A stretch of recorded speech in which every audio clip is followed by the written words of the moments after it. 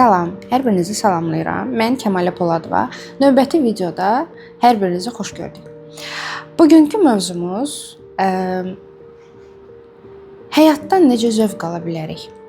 Ümumiyyətlə bu mövzu bilirəm ki, hər kəsə çox yad olan bir mövzudur. Niyə görə yad olan bir mövzudur? Çünki həyatdan zövq almağı bəlkə də çoxdandır biz buraxmışıq.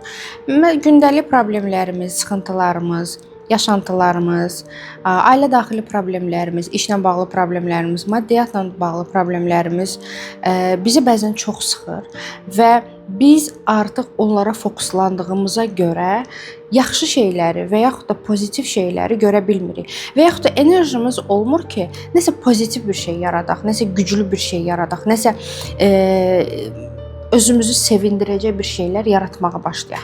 Və bu bizim ruh halımızın enməsinə gətirib çıxarır ki, biz artıq bir yaşdan sonra ümumiyyətlə heç bir şey eləməyə halımız olmur. Ümumiyyətlə qabağa getməyə halımız olmur, enerjimiz olmur. Nəyə görə? Çünki biz ali varlıq olduğumuzu çoxdan unutmuşuq. Biz artıq kimik, nəyik, nə üçün gəlmişik bu dünyaya? Həyat bizim üçün bəzən o qədər dəyərsiz ola bilir ki, biz həyatımızda olan gözəl hadisələri belə görməzdən gələ bilirik.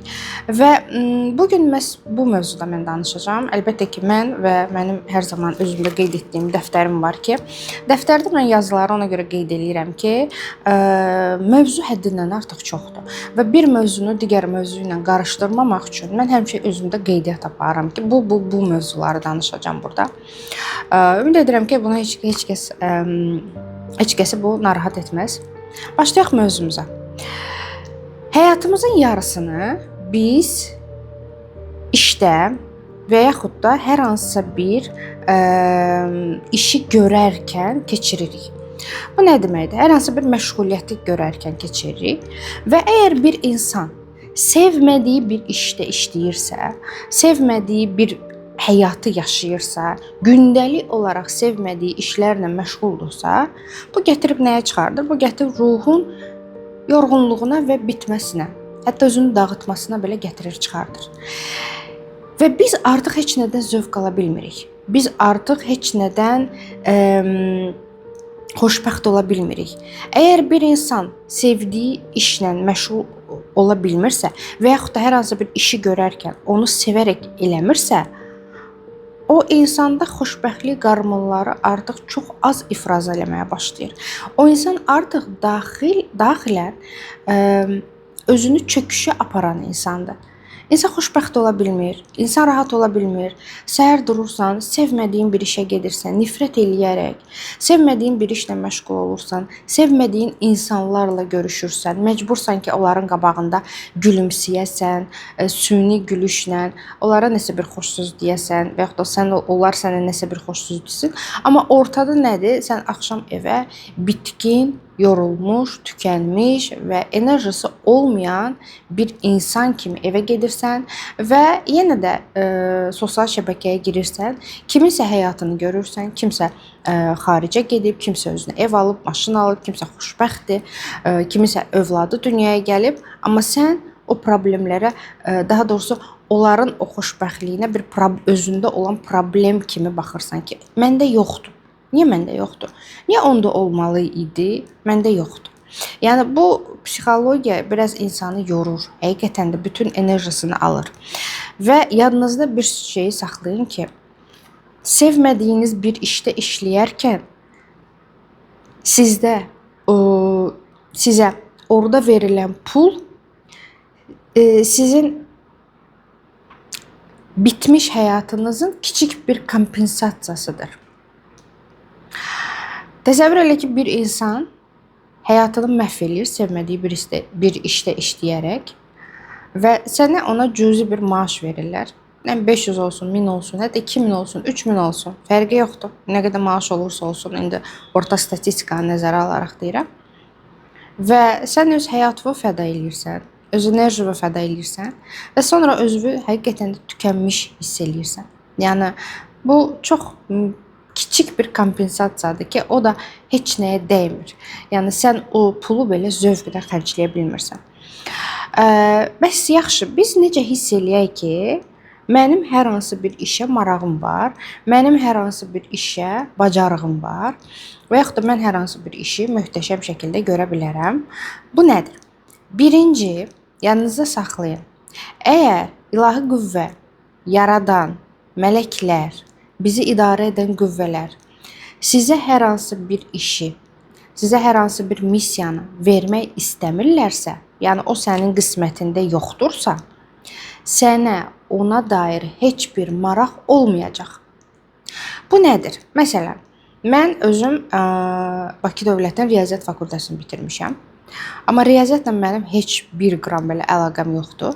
Mən hər zaman qarşıma psixoloji podkastlar çıxırdı. Kimsə gəlirdi mənə öz sözünü deyirdi. Kimsə gəlirdi mənim sözümdən faydalanıb nəsə gedib yaradırdı. Və yaxud da kimsə gəlib mənə öz dərdini danışanda və deyirdi ki, Kəmal, mən sənin öz dərdimi danışanda başqa cür oluram ki, mənim onda hələ 20, 21, 22 yaşım var idi. Və mən başa düşmürdüm ki, niyə belə olur. Mən deyirdim, yəqin mən indi hamı məndən istifadə edir. Görürlər, üzü yumşağam, gəlirlər mənə öz dərdlərini danışırlar. Amma yox. Mən bir növ bundan zövq alırdım. İnsanları dinləmək, insanlara məsləhət vermək, insanlara yol göstərmək, insanların dərdinə həqiqətən də şərik olmaq və empati qurmaq. Yəni bunu mən bacarırdım. Hətta hiss etmə belə məndə var idi. Ki mən hiss edirdim ki, bu belədir. Hardan bildin? Deyirəm, bilmirəm. Yəni mən görürdüm ki, ətrafımda bu kimi şeylər baş verməyə başlayır. Kimsə mənim yanımda psixologiyanın adını çəkirdi. Kimsə mənim yanımda deyirdi ki, mən getdim filan psixoloqa, o mənə kömək elədi. Ezoterika getdim, nə bilim, bu şuuraltı ilə işləyənlərə müraciət elədim. Əvvəl əlbəttə ki, mənim 21-22 yaşımda, bu hardasa 14-13 il bundan qabaqdır. Belə şeylər yox idi, amma psixologiya daha çox istifadə olunurdu. Və yaxud da hər hansı bir kinoya baxırdım. Kinoda da hər hansı bir psixoloji bir söhbət gedirdi və bu artıq mənim həyatımı əhatə etməyə başlayırdı. Həmçinin sizdə də. Baxın görün, sizin həyatınızı nə əhatə etməyə başlayır? Nəyə daha çox marağınız olur? Nəyə daha çox eşidirsiniz ondan, bundan? Nə daha çox sizdə var? Belə deyim. Məsəl üçün, mən riyaziyyat fakültəsində idim. Mən fizikanı da oxurdum, kimyanı da oxurdum. Amma mən onlardan heç birindən zövq almırdım. Mən gedib hər hansı bir psixoloji kitab və yaxud da detektiv kitabları da bilirsiniz ki, psixoloji kitablara əsasən yazılır da. Orada da psixologiya var ki, insanların mimikaları, insanların düşüncələri çox aydın şəkildə orada göstərilir. Onları oxumaqdan çox zövq alırdım. Sadəcə onda mən özümü tanımırdım deyənə, bilmirdim nə üçün bu baş verir hal-hazırda. Başa düşmürdüm. Buna bir belə deyim, cavab olaraq bir şey, arqument gətirə bilmirdim. Əlbəttə ki, bunu mən indi başa düşürəm və ona görə mən sizə izah eləyirəm bunu ki, siz də bunu başa düşəsiniz ki, bax budur, işarələr budur. Sən özün nəsə hiss etməyə başlayırsan, hər hardansa sənə bir işarə gəlir. Məsəl üçün, çox gözəl əl qabiliyyətiniz ola bilər. Kimsə gəlib sizə deyə bilər ki, bəlkə mənə bir tort bişirəsən, sənin çox gözəl əl qabiliyyətin var. Bir onu dinləyin, bir qıraqdan gələn sizə sözlərə deyin. Çünki kainat elə qurulur ki, bizə daimi o işarələr verir. Sadəcə biz insan olaraq o işarələri eşitmədiyimizə görə biz özümüzü tapmaqda bəzən çətinlik çəkirik. Özünə sual verir ki, mən də bunu özümə əvvəl sual verirdim. Mən bu elmlərə təzə-təzə gələndə mən deyirdim ki, bu mənə niyə maraqlıdır? Niyə məsəl üçün mənə maraqlıdır, başqasına maraqlı deyil? Niyə mənim danışdığım insanlara mən deyəndə ki, belə bir elm var, şuuraltı ilə işləyirik, ruhun gəlişi var, ruhun bu dünyada missiyası var, karmik borclar var. Məsəl üçün, bəziləri mənə belə bir cür baxırdı. Deyirdi, buradan maraqlı nə var, sən nə başa düşürsən ona? Sual yaranırdı ki, bax, niyə bu mənə maraqlıdır? Digər insanlara maraqlı deyil. Çünki bu mənə missiya olaraq verilmişdi. Həmçinin sizə də sən gözəl tort bişirə bilərsən, əl qabiliyyətin gözəl ola bilər və yaxud da gözəl piano çala bilərsən, musiqi alətlərində gözəl ifadə edə bilərsən və ətrafında isə onu ifa eləyən və yaxud da musiqiyə marağı olmayan insanlar da ola bilər ki, bu da normaldır. Yaxşı, bəs sual ver ki, niyə bu fəaliyyət üçün mənə maraq verilib, amma o insana maraq verilməyib? Artıq bundan başla özünü tapmağa, artıq bundan sonra öz missiyanı tapmağa, araşdırmağa, ki sənə nə maraqlıdır, hansı işlər səni sakitləşdirir. Artıq o yöntəmdən getsəz, mən əminəm ki, hər biriniz öz missiyanızı tez bir zamanda tapacaqsınız. Daha sonra bizə Bizim bədənimiz bilirsiniz ki, 7 hissədən ibarətdir. Yəni astral bədən var, nazik bədən var, mental bədən var və s. Və birinci bizə fiziki bədənə o missiya verilməmişdən öncə birinci stadiyası maraqdır. Hər hansı bir işə sənin marağın yaranır. Sən onu maraqlanırsan, internetdə bu haqqda maraqlanırsan, düşünürsən ki, görəsən mən o işlə məşğul olsam necə olar? Yəni bir maraq yaranır səndə.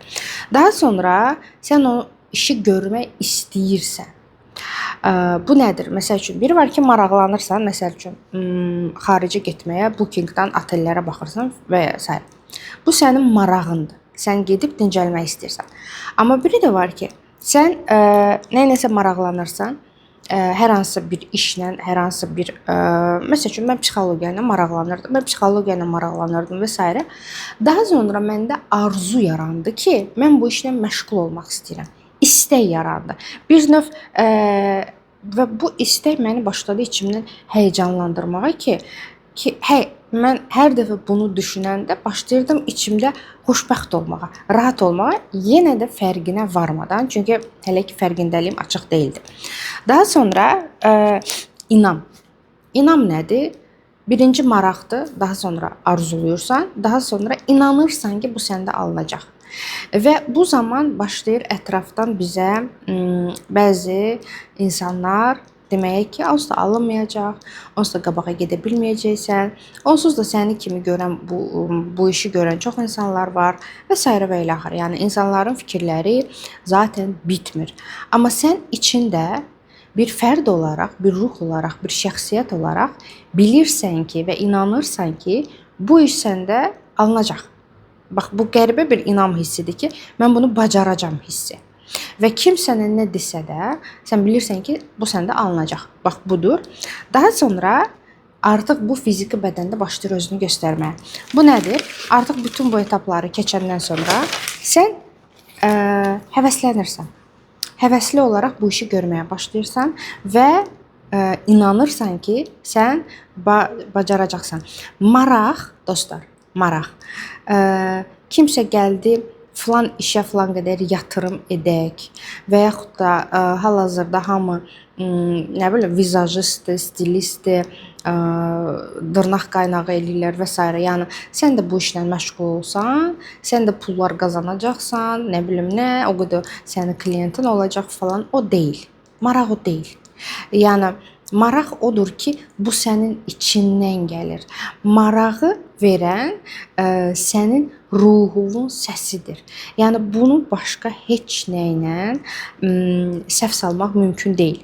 Və əgər yaradan, öncədən də qeyd etdiyim kimi, yaradan, mələklər, bizi yaradan, bizi sevən, bizi bu dünyaya gətirən o qüvvə, o enerji bizə hər hansı bir işi görməyə icazə verilməsəydi, onun marağı belə bizə verilməyəcəkdi. Bunu yadınızda saxlayın.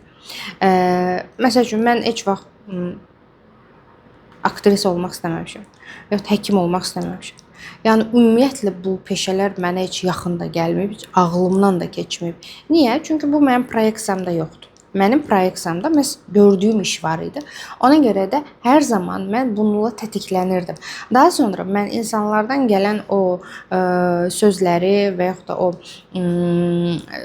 deyilənləri eşitmədiyimə görə artıq həyat gəldi məni öz ailə içimdən və oğlumla başladı sınağa çəkməyə ki, ondan sonra mən artıq dedim ki, yox, mən artıq bu işlərlə məşğul olmağa başlayacağam. Çünki mən dəyişmək istəyirəm.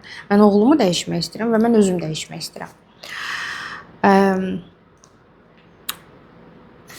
Yadınıza saxlayın, dostlar. Əgər siz hər hansı bir işi görərkən içinizdə sevinç hissi yaranırsa, deməli, bu sizin hardasa missiyanızdır. Siz doğru yoldasınız. Sevinç hissi sizin doğru yolda olmağınıza bir işarədir. Depressiya isə sizin yanlış yolda olmağınıza işarədir. O məsəl üçün, hal-hazırda mənim həyatımda yenə nəsə baş verə bilər. Baş verir də, gündəlik olaraq insanıq. Yəni ailə problemləridir, ola bilər işdə kimdənsə problem yaşanır. Yəni insanıq. Hər kəs belə deyim, yağ bal içində ola bilməz əlbəttə ki, bu normaldır. Amma bütün bu vəziyyətlər məni depressiyaya salmır. Çünki mən düzgün yolda olduğuma artıq əminəm. Və depressiyaya düşən insanlar, depressiyada qalan insanlar öz yolundan belə deyim, əks tərəfə gedən insanlardır. Yəni sən əslində öz yolunla getməliydin, hər şey yaxşı olmalı idi, sevinclə yaşamalıydın. Amma sən nə edirsən? Sən səhv yolla gedirsən. Niyə? Çünki nə vaxtsa sənə kimsə bəlkə də öz güvənini qırıb, kimsə səni əzib, kimsə səni yıxıb, kimsə sənə deyib ki, səndə onsuz da alınmayacaq və sən də şəxsi sərhədlərin olmadığına görə o insanların dediyi sənin artıq beynində, şuurunda və şuur altında oturduğuna görə, daha sonra sənin ruhunu zədələyir artıq, yəni zədələdiyinə görə sən artıq inanmırsan və heç nəyə həvəsin qalmır. Əlbəttə ki, burada ruh başlayır içində barbar bağırmağa. Çünki ruh gəlib bu həyatda inkişaf eləməyə və yaradanı tanımağa. Amma sən nə edirsən? Sən onun səsini bastırırsan və bir müddətdən sonra ümumiyyətlə ruhunuzun səsini eşitməməyə başlayırsınız. Növbəti etap ki, biz öz talantımızı, öz missiyamızı necə tapa bilərik? Çünki mən düşünürəm ki, və mən düşünürəm dedikdə artıq bu yerə gəlmişəm ki, bir çox mentordan aldığım dərslərə əsasən insan tam xoşbəxtliyi öz sevdiyi işlə məşğul olanda tapır. Sizin çox gözəl ailəniz ola bilər, sizin çox gözəl övladlarınız ola bilər, bolluq bərəkət içində ola bilərsiniz. Amma sizin elə bir daxili boşluğunuz ola bilər ki, sən ona cavab tapa bilmərsən. Kimsə sənə gəlib deyəcək ki, nəyin çatmır? Bax, nəyin çatmır da, pulun var, ailən var, sağlam övladların var. Nədindən naşükür eləyirsən? Sən ona izah eləyə bilmirsən ki, naşükür etdiyim mən deyiləm. Naşükür etdiyim mənim ruhumun səsidir ki, öz missiyasını tapmır. Bəlkə siz kitab oxuyaraq, yəni həqiqətən də kitab oxuyub və öz övladlarınıza o kitabları danışaraq onları möhtəşəm bir, savadlı bir insana, filosofa çevirə bilərsiniz. Bəlkə budur sənin missiyan. Amma sən bunu da belə bilmədiyinə görə, yəni sən sıxılırsan. Mən hər zaman deyirəm, əgər bütün ev əhli yatandan sonra sənin məşğul olacağın bir işin yoxdursa, bu düşünməyə dəyər. Yəni seriallara baxmaq, telefonla oynamaq, bunlar hamısı əlbəttə ki, lazımdır, demirəm lazım deyil. Amma bu sənin ruhunu inkişaf etdirəcək şeylər deyil. Sən xoşbəxt olmalısan özlüyündə. Yalnız özlüyündə xoşbəxt olan insan ətrafa o xoşbəxtlik enerjilərini yaya bilər.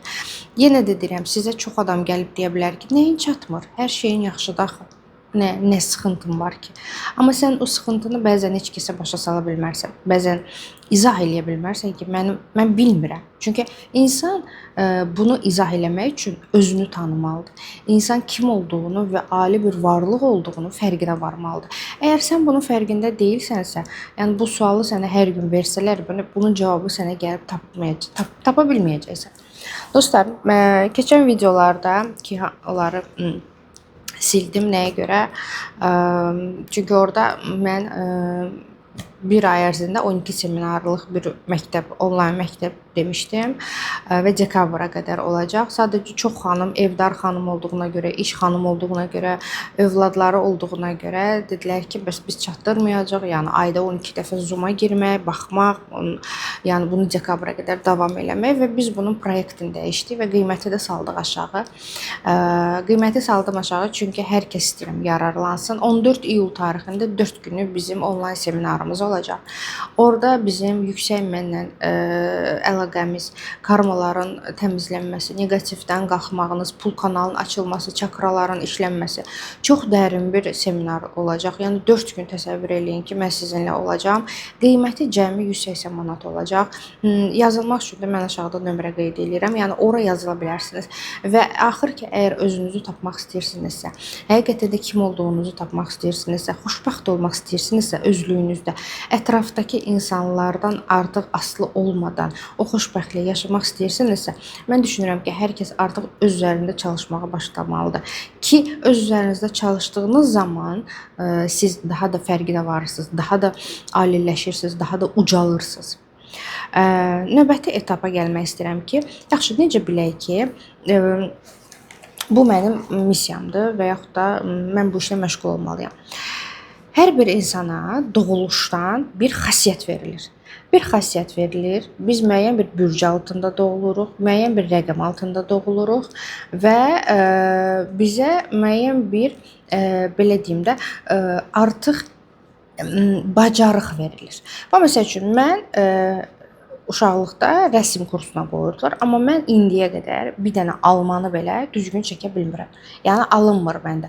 Ağacı çəkə bilmirəm, almanı çəkə bilmirəm. Keçən dəfə bir seminarda bir bədən silueti çəkmək istədim ki, izah edeyim ki, beyin şuuraltı necə işləyir. Yəni onu belə çəkə bilmədim, çünki əl qabiliyyətim sıfırdır. Mənə bu saat marsipan ver, tort fiqurlarını düzəltdirməyə. Yəni orada mən yəni yaxşı bir şey çıxmayacaq. Niyə? Çünki bu məndə yoxdur. Məndə bu alınmır. Və bunu da alındırmaq, yox bir şeyi alındırmaq çox çətindir. Məndə var nə? Məndə var intuisiya, məndə var hissiyatlıq, çünki xərçəng bürcüdür məndə. Məndə doğulduğum tarixdə 10.07.1990-da doğulduğum tarix. Orada bir rəqəmi var ki, bu liderlik və insanlara sözü çatdırmaq xüsusiyyəti var. Məndə var yumşaqlıq, bu da mənim bürcümdəndir. Məndə var xasiyyət, mən insanlara qarşı tez yumşalıram, tez ürəyim ağrır, onları başa düşməyə başlayıram, empati qururam. Bunlar mənə nə üçün verilib ki, mən bu işlə düzgün məşğul olum. Mən bu işlə siz necə insanları həqiqətən də başa düşərək, onların ağrıları, onların sıxıntılarını başa düşərək məşğul olmağım üçün baxın, bu həm bürc, həm numerologiya, həm xasiyyət, həm bacarıqlar mənə artıq doğuluşdan mənim ruhuma verilib bu. Yəni fiziki bədənim isə sadəcə bu ruhun missiyasını bu həyatda həyata keçirmək üçün verilir. Və yəni mənim yenə deyirəm, musiqi pianinoya getdim 3-4 il. Mənə bu saat yəni pianinoya versə, mən orada musiqi ifa eləyə bilmirəm, yəni çala bilmirəm, alınmır. Yoxdur məndə o bacarıq. Amma elə insanlar var ki, doğuşdan çox gözəl rəssamdırlar. Elə insanlar var ki, doğuşdan çox gözəl səsləri var. Niyə mən müğənni deyiləm? Çünki mənim səsim yoxdur. İnsan var ki, musiqini hiss eləyir. Baxırsan ki, nə musiqi məktəbinə gedib, nə rəsm məktəbinə gedib, amma insan onu duyur, onu hiss eləyir. Bu artıq sənin ruhuna verilmiş bu bacarıqlardır və talantlardır ki, sən bundan doğulmusan. Sadəcə bir çoxunuzda bu niyə aktiv deyil? Rutin həyat, ailə daxili problemlər, özür istəyirəm. Ailə daxili problemlər hamısı sizin ruhunuzu bastırıb və egonuzu üstələyib. Ego ruhunuzu üstələdiyi üçün də siz qabağa gedə bilmirsiniz, siz inkişaf eləyə bilmirsiniz, siz uğur qazana bilmirsiniz. Yəni və s. Yəni aləm deyib bir-birinə. Bir də ki, hər hansı bir işi görərkən o işi yaxşı görmək mütləqdir. İndi mən nə demək istəyirəm? Adi bir tör-tökündü bir evdə yaşayırıqsa, bu artıq içimizdə bir çirklənmə kimi, bir pintilik kimi bir hiss yaratmağa başlayır. O ki, evi ucdan, bucaqdan tərtəmiz eləyirsən, nə bilim, istədiyin kimi evin tozunu alırsan, plisoslayırsan, silirsən, hər nə. Adam kofeni də rahat içə bilir. Bilmirəm, hiss eləmişsiniz yoxsa yox. Bu hər bir şeyə aiddir. Məsəl üçün, övladınla, kiçik bir misal gətirəcəm, övladınla ev tapşırığı eləyirsən. Onu necə gəldi eləyəndə adam biraz narahat olur. Gecə yata bilmirsən, deyirsən, ayda gedər birdən 3 alar, 2 alar, mənə görə olar. Amma sən övladınla onun ev tapşırığını belə ona kömək edərək, mükəmməl şəkildə, möhtəşəm şəkildə, bacardığın şəkildə eləyəndə adama qəribə bir rahatlıq gəlir və daha sonra özünü çox dadlı bir kofeyə və yaxud da çayla, şokolada layiq bilirsən. Bu kiçik bir misaldır, amma bunun dərinində çox güclü bir belə deyim də altyapı bir kod var ki, biz işlərimizi necə gəldi eləyəndə bizim içimizdə mən layiq deyiləm axı bir kod başlayır özünü biruza verməyə. Və məsəl üçün necə gəldi yaşayırıq. Yalan danışırıq bəzən kiməsə paxıllıq eləyirik, bəzən kiməsə qarğış tökə bilirik, bəzən kimisə deyə bilirik ki, o layiq deyil də axı, onun amma yoldaşına bax və yaxud da o bir köklü insan deyil, amma onun başına tökülənə bax. Kimisə qınayırıq, kimisə yarğılayırıq, kiməsə bəlkə yaxşılıq eləməli idisə eləmirik, kiməsə pislik arzulayırıq və s. insanıq. Yəni insanıq. Bu zaman nə yaranır bizdə? Bu zaman biz yaradandan özümüz üçün nəsə istəyə bilmirik. Niyə? Çünki özümüzü gözəl bir şeylərə layiq bilmirik. Mən düşünürəm ki, mən kiməsə bunu deməsəm də, mən özümdə bilirəm axı ki, məndə bu problem var. Mən bilirəm axı məndə bu sıxıntı var. Mən bunu eləmişəm, mən bu yanlışı eləmişəm.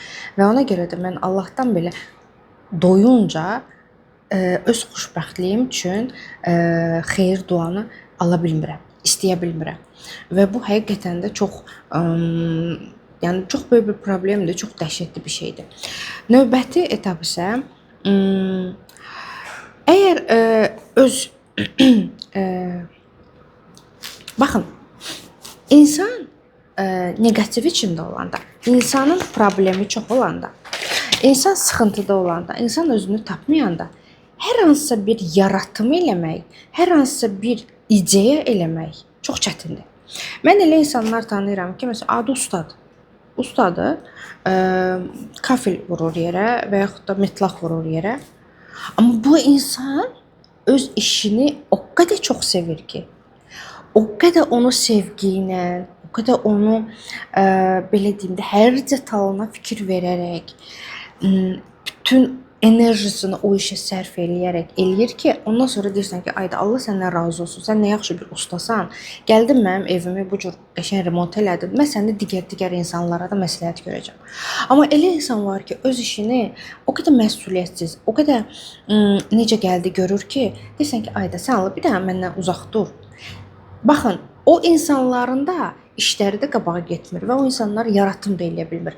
Bu bir sual verirəm sizə. Sizcə İnsan negativdə olanda, bütün günü negativ içində olanda, bütün günü enerjisi az olanda, qabağa getməyə halı olmayan insan necə nəyisə yarada bilər? Necə hər hansı bir ideyanı ərsəyə gətirə bilər? Necə hər hansı bir ideya onun beyninə gələ bilər? Mən proyektlərimi necə, məsələn, köklü dəyişim var idi, digər seminar var idi. İndi bu hal-hazırda ki, bu seminarları, mən bu seminar sonuncu köklü dəyişim oldu məndə 10 fevral. Bu seminarı isə mən iyula salmışam. Niyə? Çünki mən deyirdim ki, mən hiss eləməliyəm. Mən onu yaratmalıyam. Mən beynimdə bütün proyeksiyanı otuzdurmalıyam ki, daha sonra mən onu insanlara təqdim edeyim. Mən hiss etmədiyim seminarı, mən hiss etmədiyim meditasiyanı, mən hiss etmədiyim sözü insanlara ötürə bilmərəm. Çünki burada enerji rol oynayır. Mən sizə enerji ötürürəm axı. Hər kəs eyni sözü deyə bilər. Burada hiss etmə var. Yəni mən otururam hər zaman özümlə meditasiyada qalıram, özümü düşünürəm ki, mən insanlara necə faydalı ola bilərəm və belə bir ideyalar gəlir. İdeya da mən ancaq pozitiv olanda və özümlə tamamilə belə deyim də ən azı bir gün ərzində bir 5-6 saat özümə vaxt ayıram, meditasiyama, dualarıma və orada mənə gəlir ideya. Mənə adi vaxtda və yaxud da kimsə konflikt olanda, məsələn, işdə də olur ki, kimləsə konflikt yaşayırıq, kimsə bizim əsəblərimizi oynadır. Əsəbi vaxtımda o ideya mənə gəlməyəcək. Hətta mən istəyəcəm bir müddət işimdən uzaq qalım və s. Amma mən nə edirəm? Mən bunu depoluyuram. Çünki mən depolanmasam, mən onda görə bu işdə işləməyim. Mən özümü depoluyuram və depoladıqca da mən hiss edirəm ki, mənə bir güc gəlir və həmin o güc gələndə mənə ideyalar gəlir. Yəni siz əgər travmatiksınızsa, siz əgər narahatsınızsa, siz əgər problemləriniz en qədərdirsə, orada mən hansı işi görüm ki, oradan pul qazanım düşüncəsini ümumiyyətlə qoyun bir qırağa. Çünki o düşüncə ilə siz hər hansı bir ideyanı düşünsəniz belə, onu başlasanız belə həyata keçirməyə, o provalni variantdır. Yəni onu siz ərsəyə gətirə bilməyəcəksiniz. Çünki burada bu rol oynayır. Qabağa getmək istəyirsiniz, inkişaf eləmək istəyirsiniz, uğurlu bir insan olmaq istəyirsinizsə, birinci düşüncələrinizi dəyişməlisiniz ki, onlar artıq yol açsın ki, ruhunuz da şəfalansın və bədəniniz də şəfalansın. Qeyd etdiyim kimi, biz 14 iyul tarixində hər birinizin mən möhtəşəm 4 günlük seminara gözləyirəm. Qiyməti çox münasibdir 4 gün üçün və mənim verdiyim məlumatlar üçün cəmi 180 manatdır. Ətraflı məlumat üçün WhatsApp nömrəmizə yazın. Özünüzə yaxşı baxın. Hər birinizə təşəkkür edirəm.